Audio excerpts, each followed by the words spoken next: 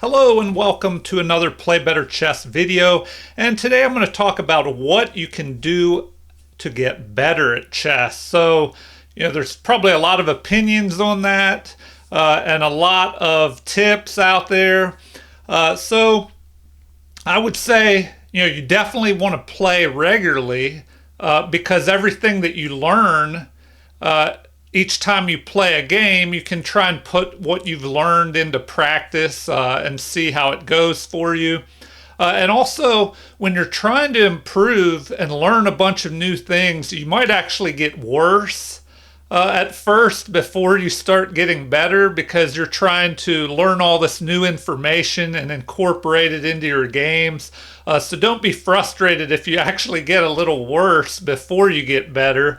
One of the ways to get better is to go over games of past masters. And today I'm going to go over a game by Francois-André Danikin Philidor, a famous chess master from the past, one of the greatest players of his time, which is back in the 1700s. So I'll play a game for you today, or go over a game for you today from 1790. But Philidor, he was born in France, and he lived from 1726 to 1795, died at 68 years old. And he had a famous saying. He was known for really trying to teach that pawns were more important than you think. In the past, chess was a lot of just tactics and attacking, and people kind of ignored the pawns. So Philidor was one of the first masters to really stress the importance of the pawns, and he had a famous saying that pawns are the soul of chess.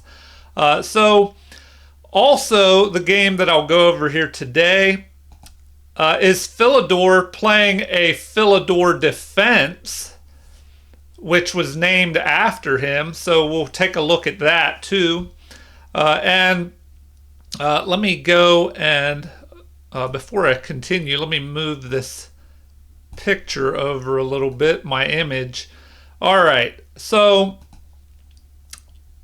I'm going to do the game review real quick and see what accuracy rating is played here. So Philidor played with an 83.9% accuracy rating with the black pieces, and his opponent, NN, which is no name, that usually indicates that he just played against an amateur player, or they didn't want to give their name because maybe they expected to lose pretty bad against this great master. So Philidor had 2 brilliant moves and 3 great moves, and his opponent had 1 great move. And then the bad moves, it looks like 3 inaccuracies for his opponent, 1 for Philidor, 3 mistakes and 1 mistake for Philidor. No blunders. All right, I'm going to turn on the analysis, the computer analysis here, and let's begin. So it looks like the no-name player begins with e4. So a common move even today, but in the past, players like to attack.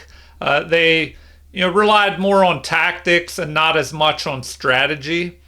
So Philidor begins with e5 here. And then, this keeps things even in the center. And then the game continues with knight f3, attacking this pawn. And so there are different things that you can do here.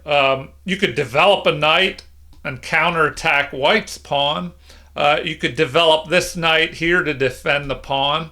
But in this opening, Philidor plays d6, which is the Philidor defense. And he was known for really using his pawns to get an advantage in the game, and that was probably ahead of his time back then. The players in the past, this far back, probably didn't know exactly what to do with their pawns. So, how can you get better at chess? Well, go over these games of masters and look for the tactics and strategies they use. Now, of course, you'll want to study tactics on your own. That's one way to really get better at chess quickly, is study a lot of tactics, puzzles, but also study strategy, end games, openings, of course, but don't focus too much on openings, especially if you're a under 2,000 player. You probably don't really need to go too crazy with openings. Start with a good opening with white and a good one with black, and then just slowly try and learn one move deeper each time you play. And once again, it's always good to play regularly, so everything you learn, you can incorporate that into your games that you play. Okay, so the game continues here with d4.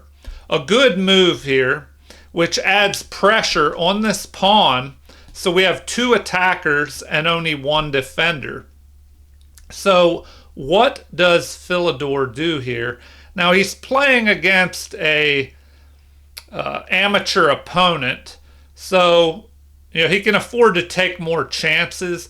The best move here, according to the computer, is to either capture or, let's see, second is play knight to f6, or even knight to d7 to help guard the pawn.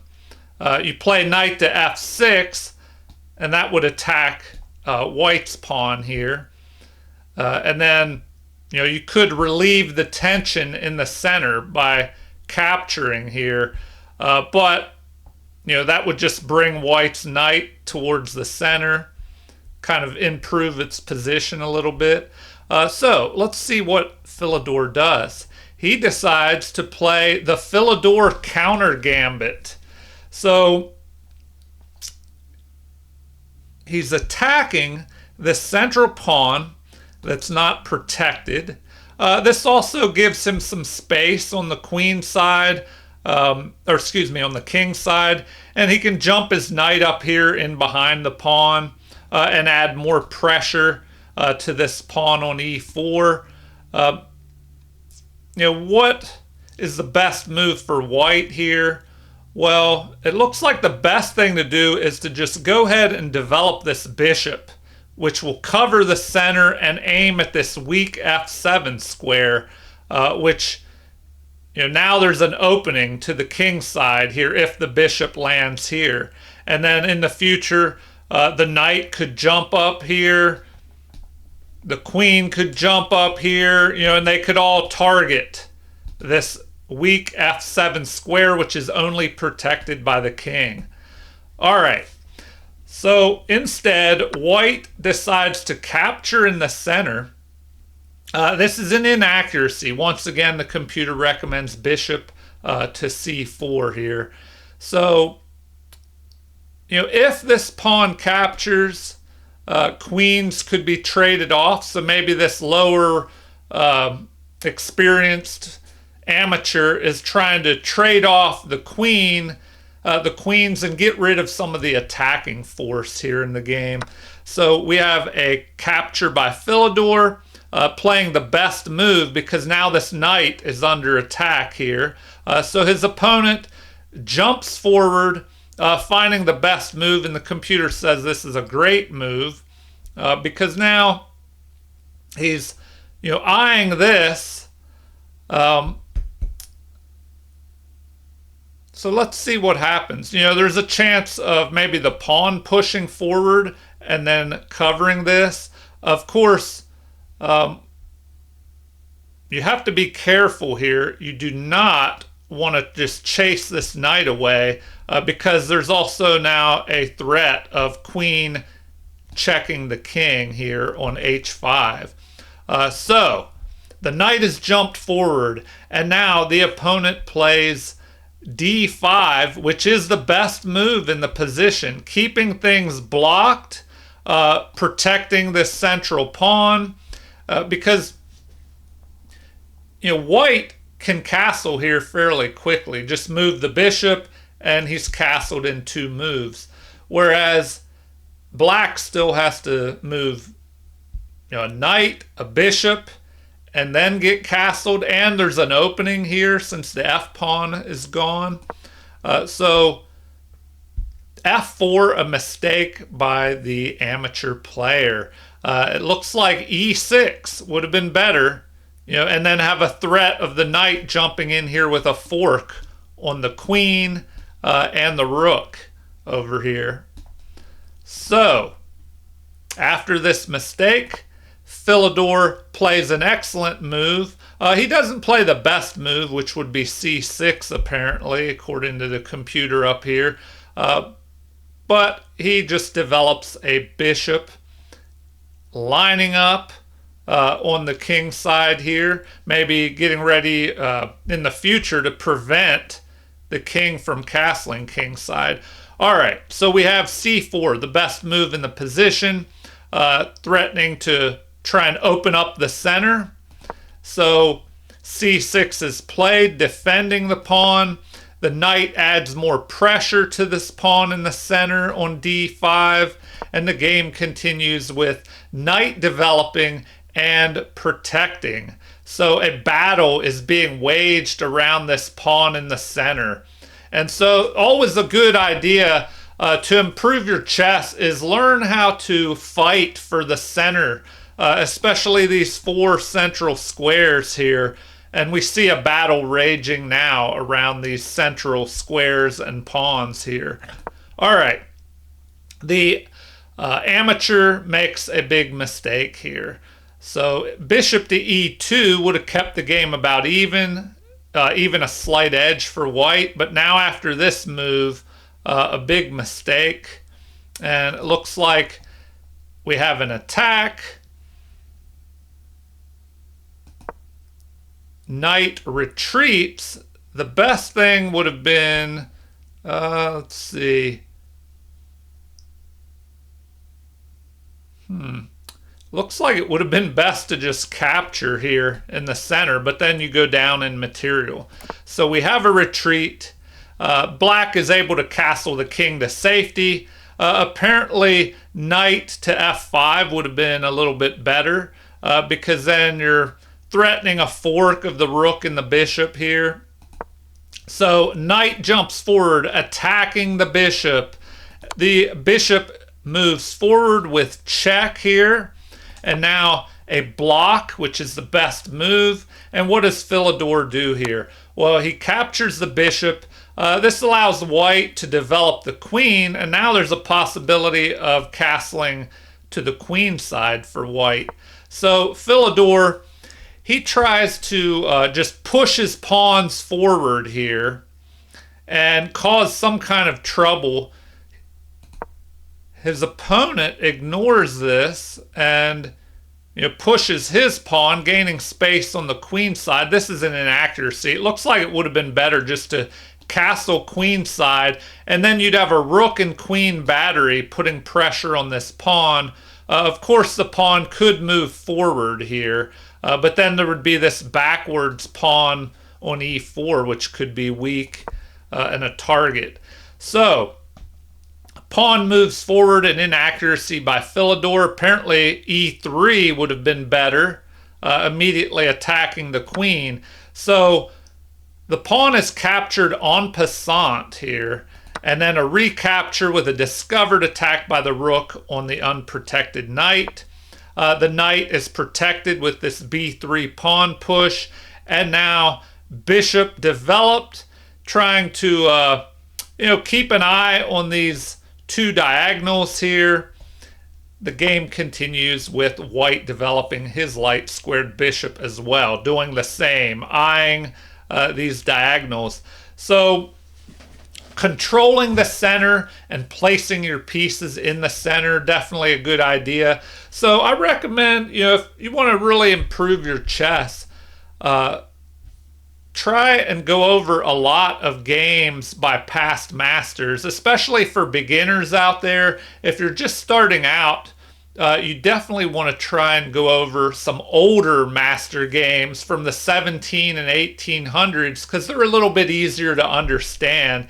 The modern day masters, with the aid of computers, play some much more complicated chess, and it might be harder for beginners to understand. But that doesn't mean you shouldn't go over those games as well. Check those games out too and see what you think. All right, knight jumps forward with this threat here of forking the rook and the bishop, and maybe also aiding the push of the pawn, helping guard this pawn on d4. So the knight retreats. Says it's a good move, but once again, castling queenside would have been better. The knight is not looking too great. I guess if this bishop moves, then maybe the knight could jump here, or if the pawn pushes forward to attack the queen, the knight could jump back to f3. All right, knight attacks the rook. The rook moves here, and pawn attacks the queen. So the queen slides over, keeping an eye on this pawn, so that if white castles queenside, he'll have two pawns attacking here. Or excuse me, if white castles queenside, he'll have a rook and a queen, two pieces attacking the pawn. All right. Philidor does not give his opponent time to attack that backwards pawn, which could have been protected by pushing this pawn anyway. So Philidor immediately gets these pawns rolling in the center, attacks the bishop here, and now we have bishop developing here, keeping an eye on the center, eyeing this pawn, and the game continues with rook to f4 here. So this move does capture a backwards pawn, which is unprotected. So Philidor goes up by one pawn at this moment, but it looks like he's pretty much winning the game. He's ahead by over 5.5, or the equivalent of 5.5 pawns, even though really he's only ahead one pawn, really. Okay, so we have a queenside castle here, eyeing this pawn, and now a brilliant move by Philidor. So let's go back and look at this. He sacrifices the rook, breaking the pawns apart on the queen side. So the rook jumps down here. So we have an exchange plus a pawn. So rook for knight and pawn, but that also opens things up on the queen side here. And the king will not have much cover here. And so the game continues with pawn pressing forward, of course, because the bishop and the rook were both lined up on the pawn when it was on a2. And now check to the king. King steps over, and an attack on the queen here. And the rook has grabbed the 7th rank. All right, queen jumps forward, and knight attacks. Always a good idea if you're able to develop a piece with an attacking move, especially if it's a more valuable piece like this queen, and now your opponent has to waste time retreating. And here the queen steps over to the side and attacks an unprotected knight. So, a good strategy by white here. At least if you have to retreat your queen or move it away, try and attack something to threaten your opponent. And the knight is ignored in favor of this brilliant centralizing move of the knight here. And what does this do?